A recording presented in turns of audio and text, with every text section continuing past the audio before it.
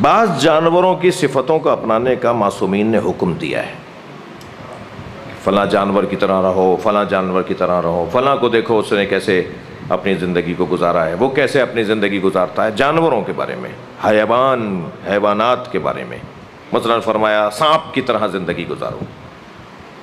ارے سانپ، ہم اشرف المخلوقات، اور معصوم فرما رہے کونو بالحیہ، سانپ کی طرح زندگی گزارو۔ سانپ کے اندر تین، اب علت لمبی ہے، میں اس میں جاؤں گا تو پھر حاشیوں میں چلا جاؤں گا۔ سانپ کے اندر تین خوبیاں ہیں، یعنی اس کے اندر اگر 50 برائیاں ہوں گی نا اس جانور میں، ہمارے اعتبار سے، اس کے اعتبار سے تو وہ برائی نہیں ہے، اس کے اعتبار سے وہ برائی نہیں ہے۔ بچھو کا جو زہر ہے، بچھو کے اعتبار سے برا نہیں ہے، وہ ہمارے اعتبار سے برا ہے۔ اس کے اعتبار سے تو اس میں کمال ہے، اس میں حسن ہے، اس کا کمال ہے، کیونکہ اس کے اندر ایسا زہر ہے اور ایسے زہر کو وہ منتقل کرتا ہے۔ تو ہر جانور کے اندر، اگر سانپ کے اندر 50 برائیاں ہوں گی نا، تو معصومین فرما رہے 50 کو کیوں دیکھ رہے ہو برائیوں کو؟ تم اس ایک اچھائی کو دیکھ کر کیوں نہیں زندگی گزارتے ہیں؟ تو جو ابھی میں عرض کر رہا تھا نا کہ صرف اچھائیوں کو دیکھا جائے۔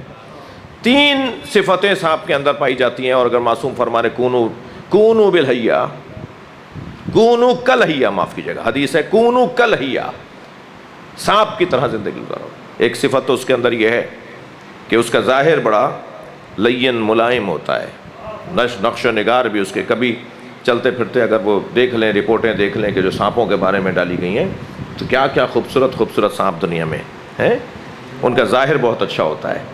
ان پہ اگر کسی نابینا کو، آنکھوں والا تو نہیں لگائے گا ہاتھ، نابینا کو کہیں کہ ذرا ٹٹول کے دیکھو کیا لگ رہا ہے، تو وہ کہیں گے بہت ملائم کوئی چیز ہے، بہت ہی نرم کوئی چیز ہے، بڑی اچھی لگ رہی ہے ہاتھوں کو۔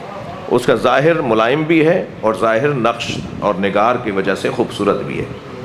شاید معصوم فرما رہے ہیں کہ اپنا ظاہر اچھا بنا لو، مگر جس کا ظاہر اچھا ہو اور باطن میں زہر ہو اسے منافق کہتے ہیں۔ منافق کی مختصر تعریف یہ ہے، جس کا ظاہر اچھا ہو اور باطن میں زہر ہو۔ تو یقیناً یہ نہیں فرما رہے حضرت۔ پھر دوسری صفت سانپ کے اندر یہ ہے کہ سانپ اس وقت تک حملہ نہیں کرتا جب تک کہ اس پہ حملہ نہ ہو، یعنی حملہ کرنے والے پہ حملہ کرتا ہے، سوئے ہوئے کو نہیں ڈستا، بچوں کو نہیں ڈستا۔ پاگل سانپوں کی بات نہیں کر رہا میں، پاگل سانپ سوئے ہوئے کو بھی ڈس دیتا ہے، جی بچوں کو بھی ڈس لیتا ہے، لیکن اگر سانپ پاگل نہیں ہے، ہر جانور کی اپنی فہم ہے، اپنا فہم ہے، تو وہ بچوں کو نہیں ڈسے گا۔ کیوں؟ اس لیے کہ پتہ ہے یہ مجھے مارے گا نہیں، یہ سو رہا ہے مجھے کچھ نہیں کہے گا، اس کے اوپر سے گزر جائے گا، برابر سے گزر جائے گا، ڈسے گا نہیں۔ تو شاید یہ فرما رہے ہیں کہ جب تک حملہ نہ ہو تم بھی حملہ مت کرو۔ لیکن اگر یہ مان لیں تو ایک اور جگہ حدیث میں فرما رہے ہیں کہ اگر کوئی حملہ کر دے تو خبردار پھر بھی اسے موقع دو کہ وہ توبہ کر لے، اس پہ حملہ نہیں کرو۔ یہ شاید یہ والی بات بھی نہیں ہے، کچھ ہے، لیکن یہ شاید یہ والی بات بھی نہیں ہے۔ شاید جو بات مثلا بات آئی تھی تو میں کہہ رہا ہوں، شاید اس وجہ سے فرمایا کہ سانپ کی طرح زندگی گزارو، کہ سانپ جب تنو مند ہو جاتا ہے، صحت مند ہو جاتا ہے، موٹا فربا ہو جاتا ہے، تو پھر وہ زمین میں سوراخ کر کے 40 دن کے لیے ایک جگہ زمین کے اندر جا کے بیٹھ جاتا ہے، بل بناتا ہے اپنا خاص، اس کے اندر جا کے بیٹھ جاتا ہے، بغیر کچھ کھائے پیے 40 دن گزارتا ہے، اور پھر 40 دن بعد اس بل سے نکل کر آتا ہے، تو کیونکہ دبلا ہو جاتا ہے تو کھال اتارتا ہے، اپنی اس کی کھال اتر جاتی ہے، نئی کھال آنا شروع ہو جاتی ہے، یعنی وہ اپنی زندگی کا دوبارہ سے آغاز کرتا ہے، نئی زندگی کا آغاز کرتا ہے۔ شاید معصوم فرما رہے ہیں کبھی کبھی ایسا بھی کیا کرو کہ تنہائی میں جا کر اپنی زندگی کو ذرا نیا بنا لیا کرو، اپنی غلطیوں کو وہاں بیٹھ بیٹھ کے سوچ کر اس کے تکرار نہ کرنے کا عہد کر لیا کرو۔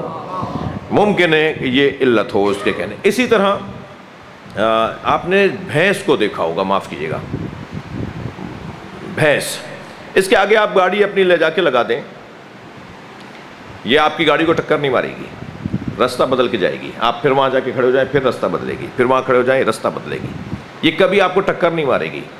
میں بھی اسی بھینس کی بات کر رہا ہوں جو پاگل نہ ہو، ہاں جی، جو اپنی فطرت پر ہو، جو اپنے فہم کے مطابق زندگی گزار رہی ہو، وہ کبھی بھی آپ کے سامنے آنے پر آپ سے لڑے گی نہیں، راستہ بنائے گی۔ یہ بہت اچھی صفت ہے۔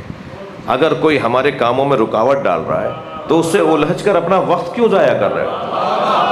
اپنا دوسرا راستہ لو، اپنے معاملات کو آگے بڑھاؤ۔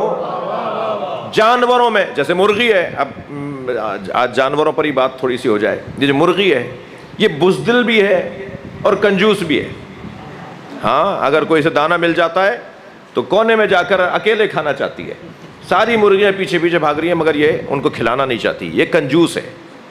اور بزدل ایسی ہے کہ آپ کو پتھر پھینکیں، کوئی لکڑی پھینکیں، ہاتھ کا اشارہ کریں، آپ قریب جائیں تو بھاگے گی، بزدل ہے، بھاگتی ہے، ڈرتی ہے۔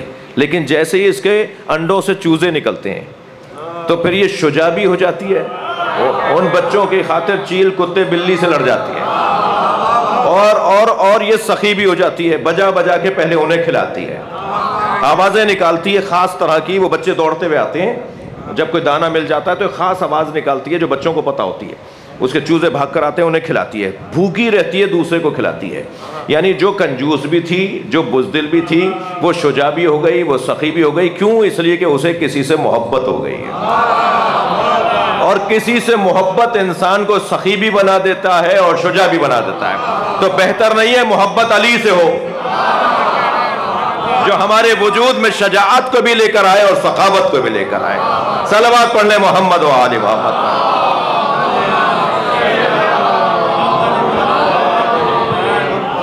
بھائی اس طرح تو میں 2 گھنٹے تک بولوں گا، برداشت کیجئے گا۔ اذلۃ علی المومنین، مومنین سے کبھی وہ لڑتے نہیں ہیں، مومنین کے آگے وہ متواضع رہتے ہیں۔ تکبر اور مومن سے تکبر یہ ان کی لغت میں نہیں ہے۔